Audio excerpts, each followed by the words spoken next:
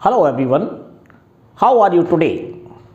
Welcome back to my class Sukhdev Patsaria chemistry classes Gwalior for G, NEET and board exam preparation. Today we are going to discuss on lecture number 26 of hydrocarbon from class 11th. In this lecture we will discuss about preparation of alkene by dehydration of alcohol. This lecture is very important for those students who are preparing for G or NEET with 12th class. So let's start without delay. What kindly request to you, please like, share and subscribe my channel. तो चलिए आज बिना देर किए हुए आज आपको बता दें कि इस लेक्चर नंबर 26 में हम क्या क्या पढ़ने वाले हैं। वीडियो को ध्यान से देखिएगा, कंप्लीट देखिएगा और सारे नोट्स भी आपको बनाना है। आज के इस सेकंड लेक्चर में इसलिए कह रहा हूं, ये 26 नंबर का लेक्चर है, लेकिन एल्कीन में ये सेकंड पार्ट है। एल्कीन का सबसे पहला और फर्स्ट लेक्चर मैंने इंट्रोडक्शन का आपको पिछले पार्ट में कराया था और वो इंट्रोडक्शन आपने अच्छे से सीख लिया होगा, ऐसी मैं उम्मीद करता हूं। सेकेंड लेक्चर में हम प्रिपरेशन पढ़ेंगे और फर्स्ट नंबर की प्रिपरेशन है। हर प्रिपरेशन को मैं जी एडवांस लेवल तक ले जाऊंगा क्लास 11th से। हर चीज आपको इसमें बताई जाएगी, कोई क्वेश्चन किसी भी एग्जाम में मिस नहीं होगा। नोट कीजिएगा एक एक वर्ड। कहीं भी कोई दिक्कत आए, आपको ऐसा लगे आप किसी इंस्टीट्यूट में पढ़ रहे हैं और इससे कहीं ज्यादा उसने पढ़ाया है, जरूर बताइएगा। इसके अलावा कुछ भी नहीं आएगा। तो चलो स्टार्ट करते हैं। डिहाइड्रेशन ऑफ एल्कोहल, यानी एल्कोहल का जब डिहाइड्रेशन करते हैं तो एल्कीन बनता है। किन किन कंडीशंस में बनेगा, क्या इसकी नॉर्मल रिएक्शन होगी और कैसे इसकी मैकेनिज्म समझी जा सकती है, और इसमें क्वेश्चंस में क्या क्या विशेष तरीके से घूम करके, जैसे कहते हैं ट्विस्ट वाले क्वेश्चन आ सकते हैं, वो सारे आप बनाना सीखेंगे।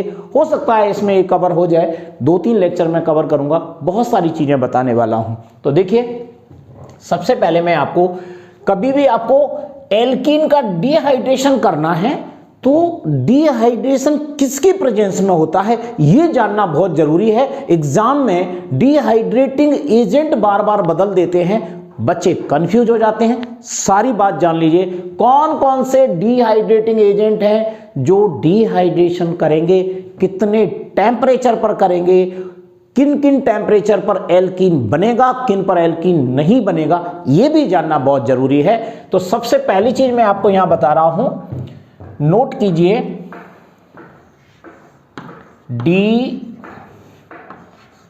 Dehydrating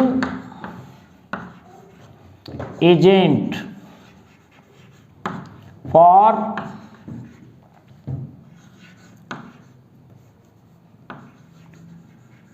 dehydration reaction.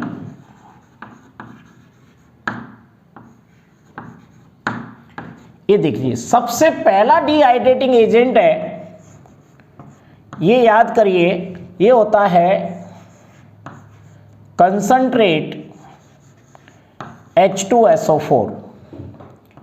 ये डिहाइड्रेटिंग एजेंट है कंसंट्रेट H2SO4। सेकेंड नंबर पर आता है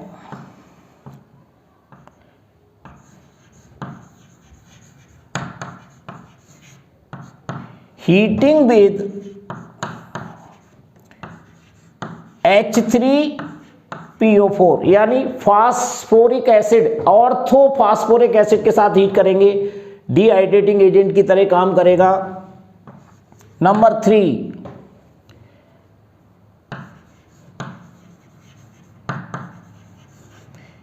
heating with alumina Al2O3। Number 4,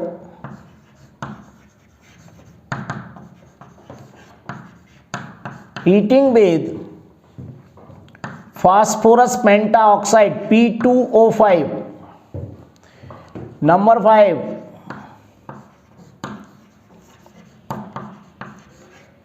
heating with potassium hydrogen sulphate KHSO4। Number 6,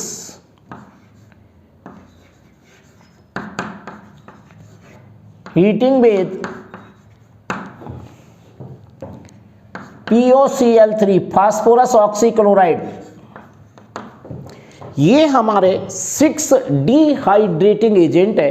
पहले हमें ये जान लेना चाहिए, इनके साथ अगर हम हीट करते हैं तो डिहाइड्रेशन होगा। और इनमें से कोई भी लिख करके एग्जाम में आता है तो सबको आपको आंसर एक सा ही देना है, लेकिन आपको ये ध्यान रखना है कुछ टेम्परेचर है और सबके अलग अलग टेम्परेचर आपको याद नहीं करना है। लेकिन ये Al2O3 और कंसंट्रेट H2SO4 को आपको स्पेशली याद रखना है। इसमें डिफरेंट टेम्परेचर पर डिफरेंट प्रोडक्ट बन जाते हैं। कौन से बनेंगे वो थोड़ा सा ध्यान दीजिए। अगर मैंने यहां पर कंसंट्रेट H2SO4 लिया है और मुझे डिहाइड्रेशन करना है तो देखिए ध्यान से, रिएक्शन तो बाद में आएगी, पहले बैकग्राउंड समझ लीजिए। अगर मुझे ये लिया मैंने अल्कोहल, देखो ध्यान से, ये मैंने अल्कोहल लिया, इस अल्कोहल में मैंने लिया कंसंट्रेट H2SO4, टेम्परेचर लिया 110 डिग्री सेल्सियस। तो यहां पर एल्कीन नहीं बनेगा बल्कि बन जाएगा आपका डाई एल्काइल सल्फेट, ये बनेगा डाई एल्काइल सल्फेट बन जाएगा। अल्कोहल लिया है, इसका डिहाइड्रेशन आपने किया है, 10 डिग्री सेल्सियस पर हीट कर रहे हैं तो डाई एल्काइल सल्फेट बनेगा। इस बात को ध्यान रखना है, एल्कीन नहीं बनेगा। दूसरी बात,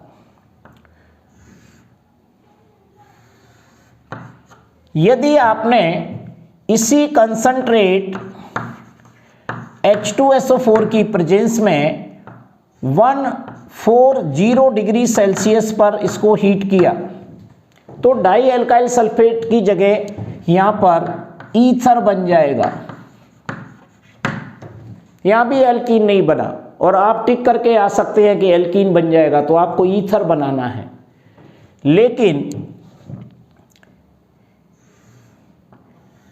यदि आप इसी कंसंट्रेट H2SO4 की प्रेजेंस में 170 टू 180 डिग्री सेल्सियस पर हीट करते हैं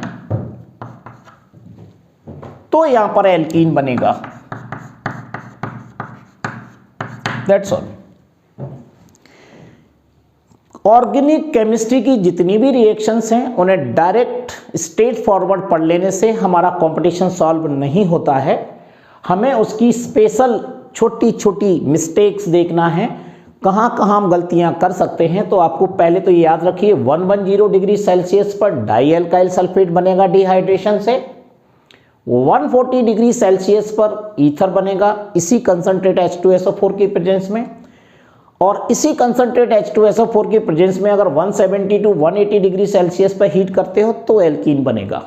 कैसे बनेगा हम आगे सारा सीखेंगे आज ही। ये मैं अल्कोहल की बात कर रहा हूं, कौन सा अल्कोहल लेंगे, प्राइमरी सेकेंडरी टर्सरी, किससे रिएक्शन ज़्यादा होगी किससे कम होगी, ये सब कुछ बताएंगे अभी आपको। अभी तो आपको बैकग्राउंड समझ लो। पहले तो ये डिहाइड्रेटिंग एजेंट है, अल्कोहल का अगर हम डिहाइड्रेशन इनकी प्रेजेंस में करते हैं तो ये बनता है। इसी टाइप से मैं एक चीज और बता रहा हूं, इसी अल्कोहल को मैं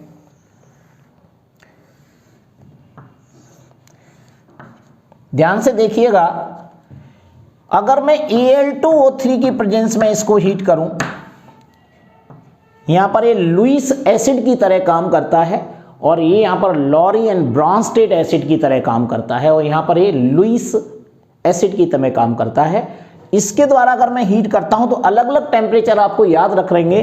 अगर मैं यहां पर 240 डिग्री सेल्सियस पर हीट करता हूं Al2O3 के साथ तो ईथर बनेगा।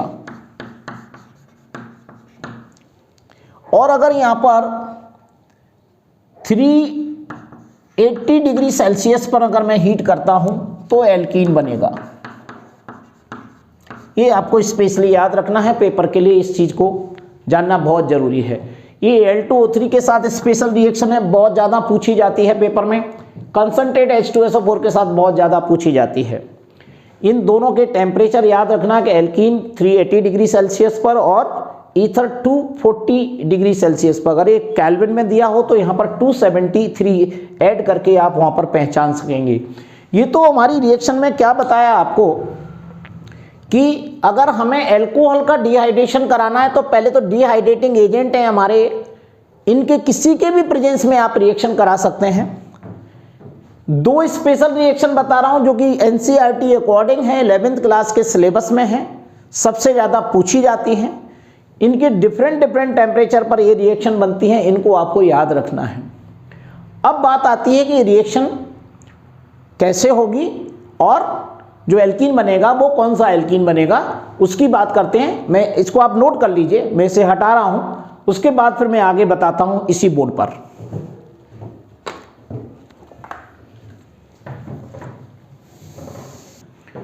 अब इसका एग्जाम्पल देख लीजिए। हमने डिहाइड्रेटिंग एजेंट समझ लिया, तो अब क्या एग्जाम्पल है, कैसे इसको समझा जा सकता है। तो मैं एक एग्जाम्पल से आपको डिहाइड्रेशन करके बताता हूं। किसी का भी एल्कीन का डिहाइड्रेशन करना आप सीख जाएंगे, क्योंकि इसमें डिफरेंट टाइप के ऐसे क्वेश्चन पूछे जाते हैं जो दिखता ऐसा है कि हम कर लेंगे लेकिन हमें डिफिकल्टी आती है। तो ऐसे एग्जाम्पल की भी पूरा डिटेल में आपको बताऊंगा।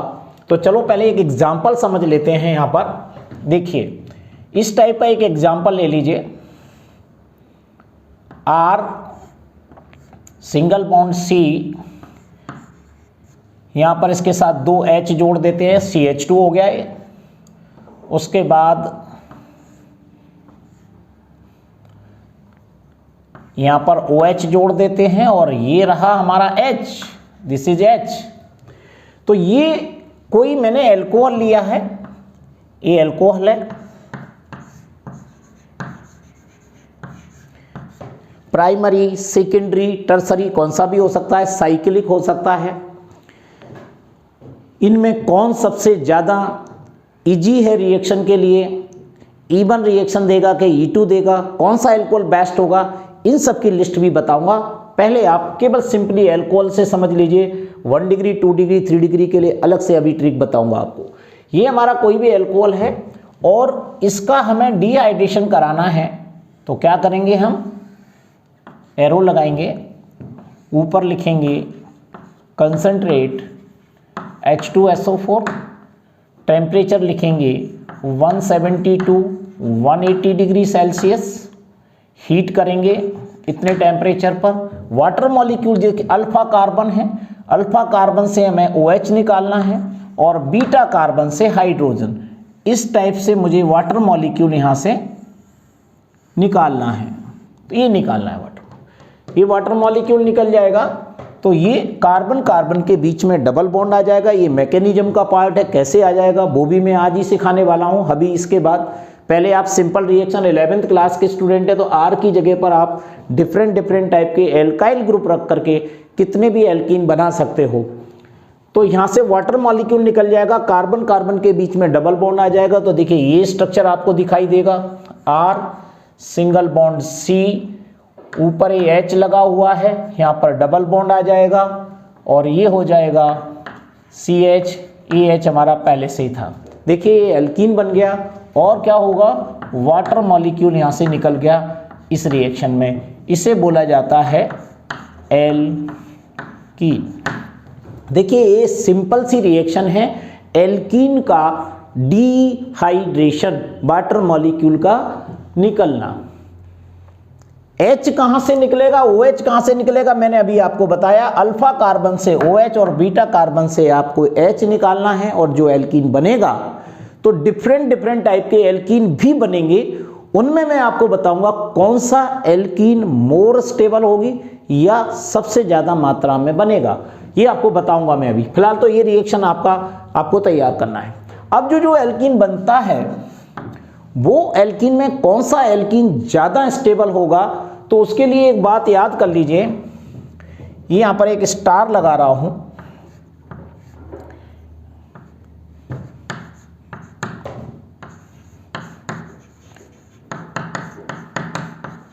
स्टेबिलिटी ऑफ एल्कीन, ये आपको याद करना पड़ेगा।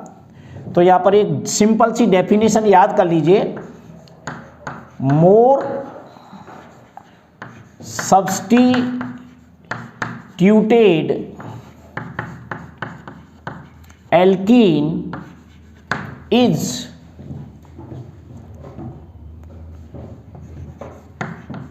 मोर स्टेबल by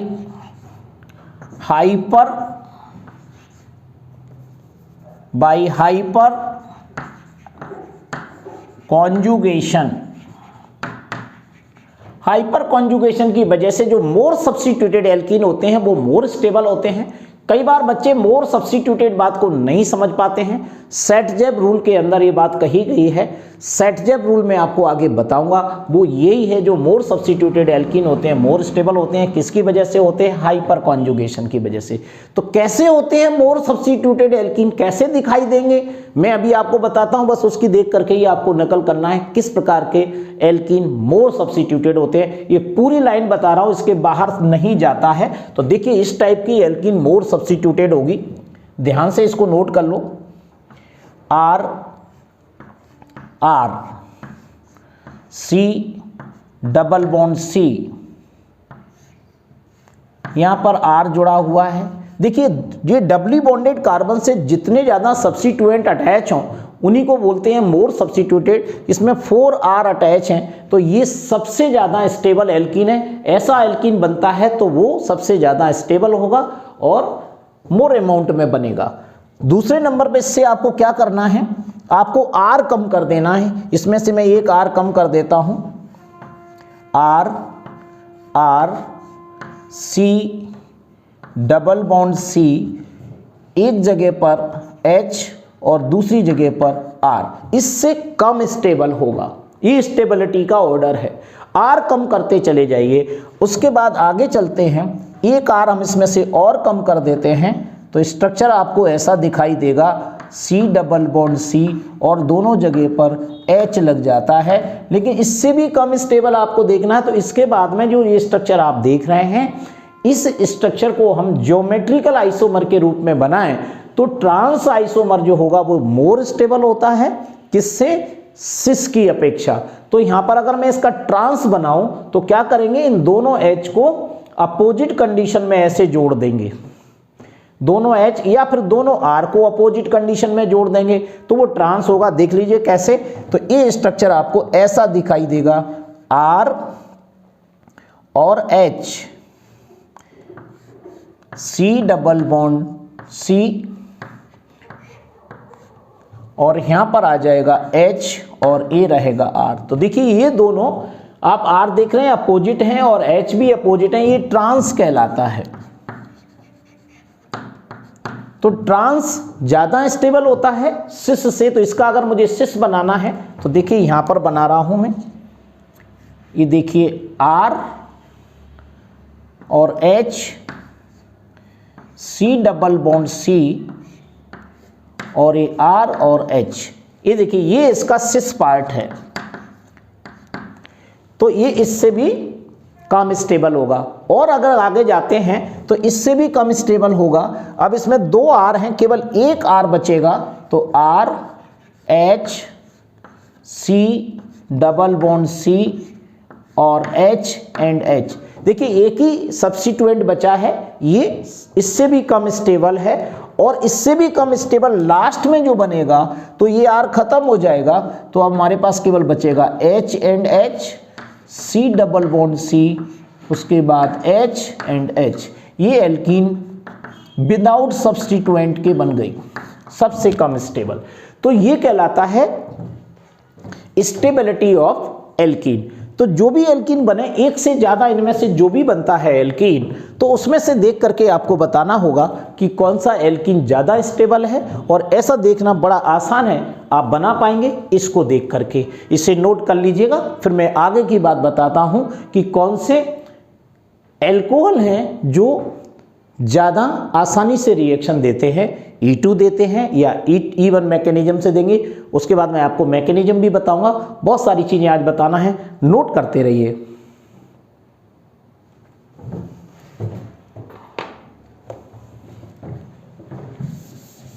उसके बाद हमें सबसे इंपॉर्टेंट जो बात आती है वो होती है ease of dehydration.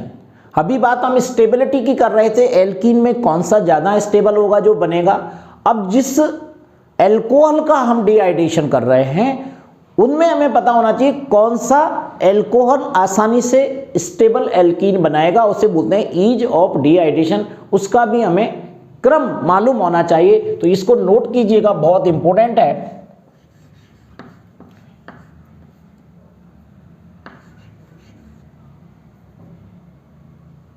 ease of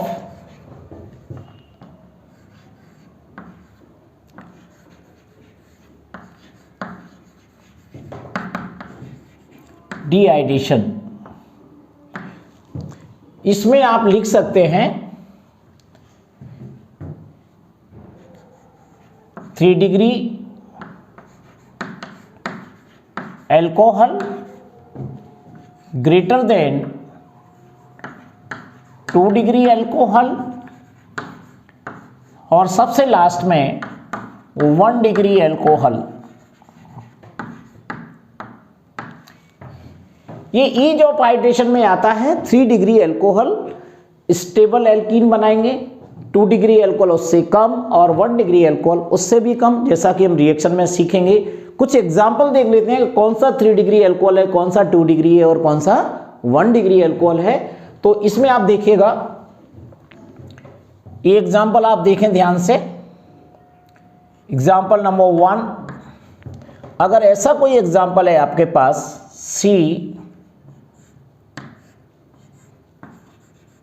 CH3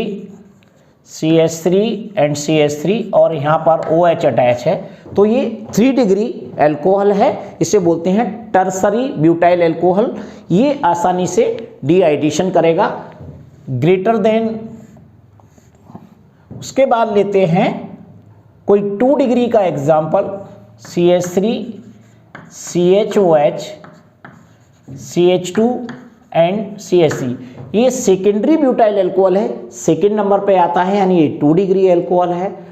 और 2 डिग्री एल्कोहल के बाद आता है 1 डिग्री एल्कोहल। 1 डिग्री में 2 आते हैं, एक ब्रांच्ड और एक स्ट्रेट चेन। तो ब्रांच्ड को प्रायोरिटी पहले दी जाती है इस टाइप से, CH3 CH CH3 and CH2OH। इसे बोलते हैं आइसोब्यूटाइल एल्कोहल। ये प्राइमरी एल्कोहल है। और सबसे लास्ट में आएगा CH3 CH2 एंड OH। ये प्राइमरी यानी 1 डिग्री एल्कोहल है। तो ये रहा हमारा 3 डिग्री एल्कोहल, ये रहा हमारा 2 डिग्री एल्कोहल, ये हमारा 1 डिग्री एल्कोहल और ये भी 1 डिग्री एल्कोहल। ये हमारा ईज ऑफ डिहाइड्रेशन कहलाता है। तो इस टाइप से रिएक्शन पे ध्यान देना है कि कौन सा बन रहा है और हमें किस एल्कोहल को लेना है, उससे हमारा आसानी से स्टेबल एल्कीन बनेगा। इसके अलावा आपको कुछ ऐसे एग्जाम्पल न मिले तो आपको कुछ साइक्लिक एग्जाम्पल दिए जा सकते हैं, उनमें आपका कंफ्यूजन होगा, तो उसको भी आप सेकेंड एग्जाम्पल में समझ लीजिएगा। ऐसा कोई एग्जाम्पल दिया जाता है जिसमें साइक्लिक रिंग होगी, एक 6 नंबर की साइक्लिक रिंग है, यहाँ पर OH लगा हुआ है, सेकेंडरी एल्कोहल है और इस टाइप से 2 डबल बॉन्ड लगे हैं। इसे एक्सटेंडेड कॉन्जुगेशन बोलते हैं। इसकी वजह से ये सबसे ज़्यादा स्टेबल एल्कीन बनाएगा। रिएक्शन के दौरान आप सीखेंगे, यहाँ से OH रिप्लेस होगा, पॉजिटिव चार्ज आएगा, तो यहाँ पर एक्सटेंडेड कॉन्जुगेशन है। इसके अलावा दूसरे नंबर पर आप एग्जाम्पल होगा वो इस टाइप का हो सकता है। ये है हमारा, यहाँ पर केवल डबल बॉन्ड लगा हुआ है, या तो यहाँ लगा है या फिर यहाँ पर लगा हुआ है, तो यहाँ OH लगा हुआ है, तो ये इससे कम स्टेबल है। उसके अलावा बॉन्ड ही हटा देते हैं, विदाउट बॉन्ड का बनाएंगे, सबसे कम स्टेबल होगा। ये देखिए OH लगा है, ये भी 2 डिग्री है। तो इन तीनों में सबसे ज़्यादा स्टेबल आपका ये है। इस टाइप के एग्जाम्पल्स को देख करके भी आपको क्वेश्चन को सॉल्व करना है। अगर ऐसी कंडीशन नहीं है, कई बार क्या होता है रिंग्स को भी क्या करेंगे, 6 कार्बन की रिंग, कभी 5 कार्बन की रिंग, 4 कार्बन की रिंग, 3 कार्बन की रिंग ऐसे दे देते हैं। तो 6 कार्बन की रिंग सबसे ज़्यादा स्टेबल होती है, सबसे कम एंगल स्ट्रेन उसमें पाया जाता है, तो उसको हम सबसे ज़्यादा प्रायोरिटी में लेते हैं। इसे एग्जाम्पल नंबर 3 में तैयार कर लीजिए। जैसे इस टाइप की रिंग है आपके पास, ये सबसे स्टेबल एल्कीन बनाएगी। ये देखिए यहाँ पर मैंने लिया OH, ये है सबसे कम एंगल स्ट्रेन। उसके बाद अगर मैं 5 कार्बन की रिंग लेता हूं इस टाइप का, और यहां पर OH अटैच है, इससे कम स्टेबल है। उसके बाद मैं 4 कार्बन की रिंग ले लेता हूं और उसमें कहीं भी OH अटैच कर दो, इससे कम स्टेबल है। और सबसे कम स्टेबल जो आपको देखने को मिलेगी वो 3 कार्बन की रिंग होगी इस टाइप का, और इस पर OH अटैच होगा। तो ये स्टेबिलिटी का ऑर्डर दिखाया गया है, कौन सा एल्कोहल आसानी से और ज़्यादा स्टेबल एल्कीन बनाएगा। इसे ईज ऑफ डिहाइड्रेशन बोला जाता है। इसको आपको तैयार करना है। इसे सीखने के बाद अब आप जो सीखने जा रहे हैं वो मैं आपको दिखाने वाला हूँ इसकी मैकेनिज्म, आखिर रिएक्शन होती कैसे है, वो भी आपके लिए जानना बहुत जरूरी है। जी मेंस और एडवांस के बच्चों के लिए, यहाँ तक कि नीट के एस्पायरेंट भी इसको आसानी से तैयार कर सकते हैं। फिर मैं उसके आगे लेके जाऊंगा आपको एग्जांपल्स पे। ये आपको चीज़ समझ में आ गई होगी। जब इसका यूज करना आ गया है तो आपको मैकेनिज्म सिखाता हूँ, और अच्छा स्ट्रांग हो जाएगा इसका पार्ट। जल्दी से इसको नोट कर लीजिएगा।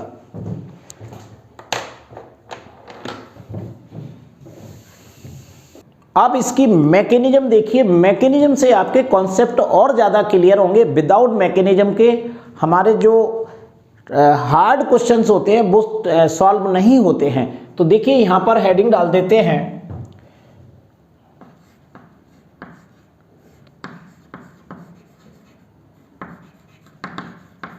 मैकेनिज्म ऑफ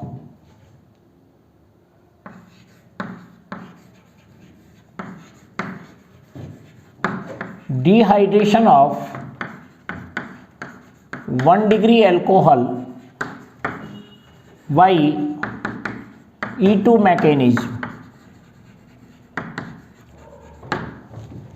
ये रिएक्शन E2 मैकेनिज्म के द्वारा होती है। सॉरी, देखिए बड़ी सिंपल रिएक्शन है। अभी जो रिएक्शन आपको मॉडल रिएक्शन बताई थी सिंपल RCH2CH2OH, उसी का हम मैकेनिज्म आपको सिखाते हैं बड़े सिंपल वे में, जिससे आप एग्जाम में भी बड़े कम समय में इसे लिख पाएंगे। लेकिन अगर आप एकेडमिक के स्टूडेंट है, 11th या 12th क्लास के एग्जाम में बैठ रहे हैं, तो ये मैकेनिज्म भी आपके लिए आती है, आपको लिखना सीखना चाहिए। तो देखिए यहाँ पर मैं ले रहा हूँ R single bond C H and H, single bond C ऊपर OH और आगे H और यहाँ भी H। ऐसा एक एग्जाम्पल मैं ले रहा हूं। ये है अल्कोहल आपका। अब हमें क्या करना है, सबसे पहली स्टेप में सिंपल सी बात याद रखना है कि इसमें प्रोटोनेशन होता है। प्रोटोनेशन कहाँ से होगा, किसकी प्रेजेंस में हम रिएक्शन करा रहे हैं। तो देखिए मैंने रिएक्शन कराई, प्लस कोई एसिड ले लिया स्ट्रॉन्ग HA, ये मैंने लिया है, ये HA लिया है। H में ये प्रोटॉन है, मैं इसको आपको डॉटेड करके दिखा रहा हूँ ऐसे, इसको आपको जानना है अच्छे से। और यहाँ पर ये आप जो देख रहे हैं OH, इसको भी मैं बड़ा करके दिखा रहा हूँ। और यहाँ पर 2 लोन पेयर है, 1 और 2 ऑक्सीजन पर। तो प्रोटोनेशन यहाँ होगा। तो ये क्या करेंगे, इलेक्ट्रॉन इस तरीके से एरो दिखाया जाता है। ये प्रोटॉन यहाँ आके ऑक्सीजन से जुड़ जाएगा, बस इतना काम है। और ये बॉन्ड है, ये बॉन्ड का इलेक्ट्रॉन है वो A पर चला जाएगा। तो ये जो बनेगा वो कॉन्जुगेट बेस होगा। एसिड से अलग हो रहा, प्रोटॉन अलग हो रहा है, तो ये यहाँ पर कॉन्जुगेट बेस बन जाएगा। और क्या याद रखना है, ये अल्फा कार्बन कहलाता है और ये बीटा कार्बन कहलाता है। डिहाइड्रेशन की रिएक्शन में ये OH और H एक दूसरे के एंटी होना चाहिए। In the elimination of two group H and OH must be opposite. तो क्या करना है, यहां पर ध्यान रखना है इस बात को, यहां से ये अलग होगा H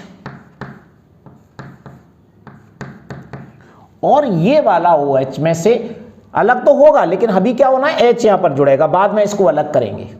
ओके, ये क्या है, ये स्ट्रॉन्ग एसिड है, लिख दीजिए। मीन्स फॉर एग्जाम्पल दिमाग में रख लो, ये कंसंट्रेट H2SO4 है, मान लीजिए। ये आपको समझ में आ गया इतना सा। ये आपको क्या करना है, इस रिएक्शन के अंदर प्रोटोनेशन होना है। प्रोटोनेशन के लिए फिर यहां पर हमें एरो लगाएंगे।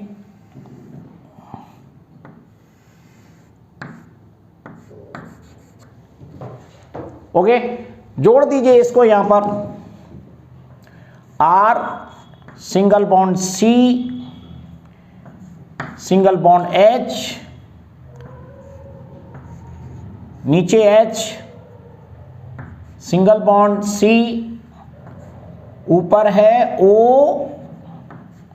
H and H। तो यहां पर केवल आप पर एक तो पॉजिटिव चार्ज और यहां पर एक लोन पेयर बचा हमारे पास, ये बनेगा। और जो H हमारे ये हैं, ये लगे रहेंगे। एक काम होना है आपको, इसे बोलते हैं प्रोटोनेटेड एल्कोहल। क्या बोलेंगे, प्रोटोनेटेड एल्कोहल। ये प्रोटोनेटेड एल्कोहल बन गया। RCH2 CH2 OH2 पॉजिटिव, ये पॉजिटिव चार्ज यहां आ गया, एक लोन पेयर यहां बचा है। और क्या निकल गया, प्लस यहां पर A निगेटिव और यहां पर 1 लोन पेयर। इसे कॉन्जुगेट बेस बोला जाता है। कॉन्जुगेट बेस एसिड से अलग हो गया है, ये प्रोटोनेटेड एल्कोहल बन गया। अब होता क्या है, इस प्रोटोनेटेड एल्कोहल में जो A नेगेटिव है, ये मैं यहां पर दिखा देता हूं आपको। एक और रिएक्शन में यहां से करके फाइनल में बता देता हूं। इसको यहां पर इस तरीके से बताना है, ये A जो नेगेटिव है,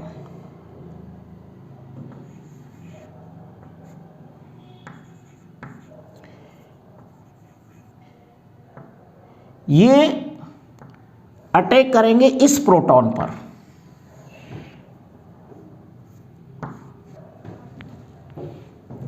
और ये यहां से प्रोटॉन अलग हो जाएगा। जब प्रोटॉन अलग हो जाएगा तो ये बॉन्ड यहां से यहां ट्रांसफर हो जाएगा और ये ब्रेक हो जाएगा बॉन्ड, और वाटर मॉलिक्यूल यहां से अलग हो जाएगा। ये प्रोसेस होने वाली है। तो अगली जो स्टेप बनने वाली है इसके बाद,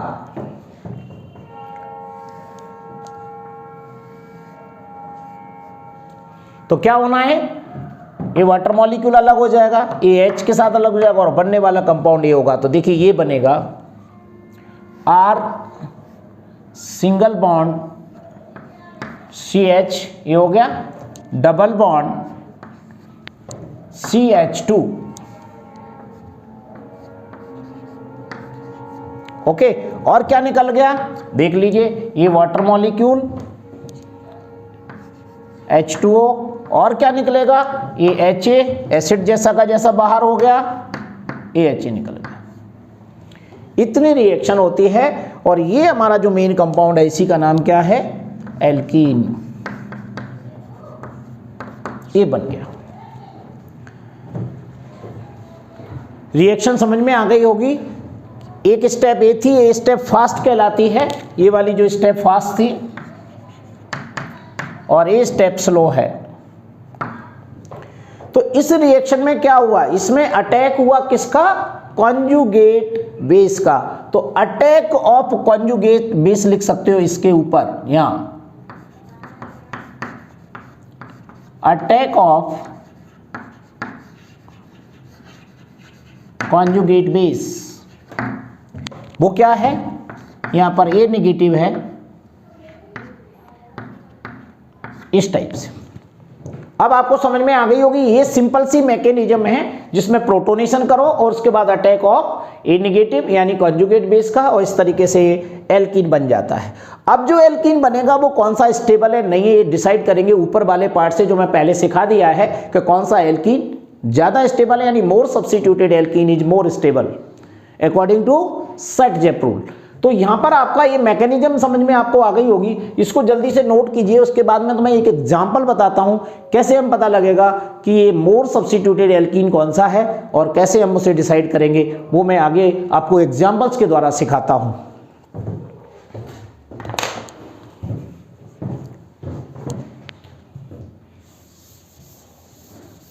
अब आप इस एग्जाम्पल को देखिएगा, इसमें दो प्रोडक्ट बनेंगे और उन प्रोडक्ट में हमारा कौन सा एल्कीन मोर स्टेबल होगा वही हमारा आंसर होगा।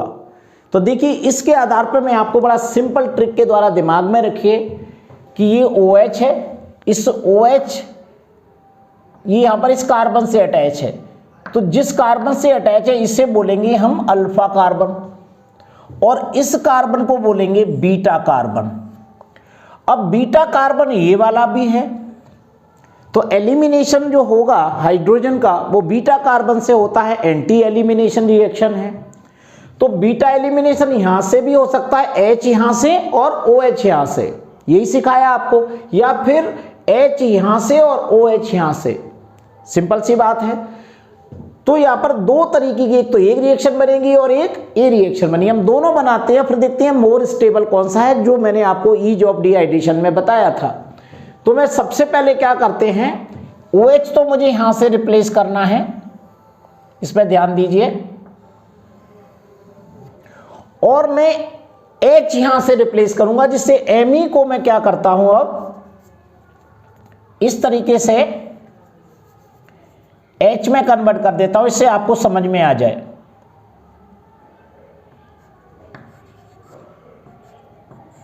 ये देखिए मैं पहले इस हाइड्रोजन को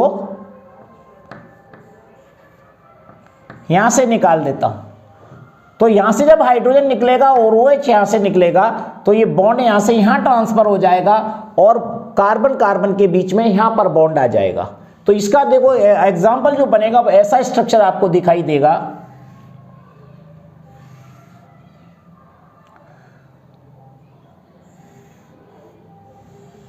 ये देखिए OH मुझे यहां से निकालना है और ये बचेगा हमारा CH2, बॉन्ड कहां जाएगा, इन दोनों के बीच में, OH हट गया, H हट गया, CH2 यहां पर CH हो जाएगा। तो ये स्ट्रक्चर हमारा बनेगा। एक तो हमारा ये वाला एल्कीन बन सकता है। अब राइट आंसर कौन सा होगा ये अभी डिसाइड करेंगे। या फिर दूसरा स्ट्रक्चर अपन यहां पर देखते हैं कि OH मुझे यहीं से निकालना है, लेकिन H मैं यहां से निकालता हूं इस बीटा से। मैं इसको यहां पर बीटा लिख देता हूं और इस बीटा की जगह पर यहां पर मैं H दिखा देता हूं आपको। या मुझे H यहां से रिप्लेस करना है। जब मैं H यहां से निकालूंगा तो बॉन्ड यहां से यहां चला जाएगा, मैकेनिज्म में अभी आपको सिखाया था, और OH यहां से निकलेगा इस टाइप से, तो बॉन्ड इन दोनों के बीच में आएगा। देखते हैं ये स्ट्रक्चर जो बनेगा वो कैसा दिखेगा।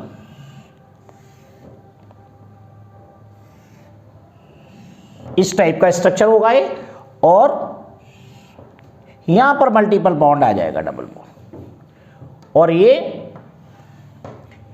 CH3 रहेगा, यानी यहां पर हम अब Me लिखेंगे। H मैंने यहां से रिप्लेस कर दिया, OH यहां से रिप्लेस कर दिया, तो आपका सेकेंड स्ट्रक्चर ये वाला होगा। ये भी एल्कीन है। देखिए कुछ नहीं करना पड़ा, कोई मैकेनिज्म आपको नहीं लगाना पड़ी, बड़े आसानी से दो स्ट्रक्चर आपको दिख रहे हैं। एक बार ये बीटा है, ये भी बीटा है, तो दो बीटा जहां पर हो रहे हैं आपको दोनों जगह निकाल के देखना पड़ेगा और ये बताएंगे उसमें मोर स्टेबल कौन सा है। तो मोर सब्स्टिट्यूटेड एल्कीन ये देखिए, C डबल बॉन्ड C से एक सब्स्टिट्यूएंट ये अटैच है, और उसके बाद में यहां पर ये दो सब्स्टिट्यूएंट अटैच है, CH2 CH3। यहां पर देखिए एक भी सब्स्टिट्यूएंट यहां पर नहीं है, केवल इसमें यहां पर इतना बड़ा वाला सब्स्टिट्यूएंट अटैच है। तो यहां पर आपको क्लियर दिखाई दे रहा है कि ये डबली बॉन्डेड कार्बन से सब्स्टिट्यूएंट ग्रुप की संख्या ज्यादा अटैच है। अगर आपको कुछ भी देखना नहीं आए कि C2H5 माने या नहीं माने, तो आप मोर सब्स्टिट्यूटेड के लिए स्मॉल सब्स्टिट्यूएंट देखना है, यानी CH3। उस डबली बॉन्डेड कार्बन से जितने ज्यादा CH3 अटैच हो, आप उसके हिसाब से आंसर निकाल सकते हैं। तो देखिए यहां पर एक भी CH3 नहीं है इस डबली बॉन्डेड कार्बन से, यहां पर आपको डबली बॉन्डेड कार्बन से मिथाइल ग्रुप अटैच है। तो ये मोर सब्स्टिट्यूटेड है, इसलिए ये स्टेबल होगा। स्टेबल आपको बताना पड़ेगा कौन सा एल्कीन ज्यादा स्टेबल है। तो इस टाइप के एग्जाम्पल करके आपको बहुत अच्छा फील होगा। ऐसे बुक से कितने भी एग्जाम्पल दिए गए हों, रियल में यहाँ पर हाइड्राइड और मिथाइल शिफ्टिंग भी आपको दिखाई देगी, लेकिन वो मैं इसमें ज़्यादा अभी मैंने आपको नहीं पार्टिसिपेट किया है। पहले आप इस एग्जाम्पल को देखने के बाद मुझे बताइएगा कि इस लेक्चर में आपको क्या प्रॉब्लम आई। अगले एग्जाम्पल में मैं हो सकता है आपको और भी ज़्यादा रिएक्शंस उसमें बताऊँ, पहले इसको समझ लीजिएगा। प्रिपरेशन सारी आपको तैयार करना है, तो ये फर्स्ट प्रिपरेशन है और फर्स्ट पेपर्स में इस तरीके से आपको एग्जाम्पल आपको तैयार करना है। तो चलिए ये लेक्चर आपको कैसा लगा मुझे कमेंट सेक्शन में ज़रूर बताइएगा। So thank you very much. Next lecture will be continue.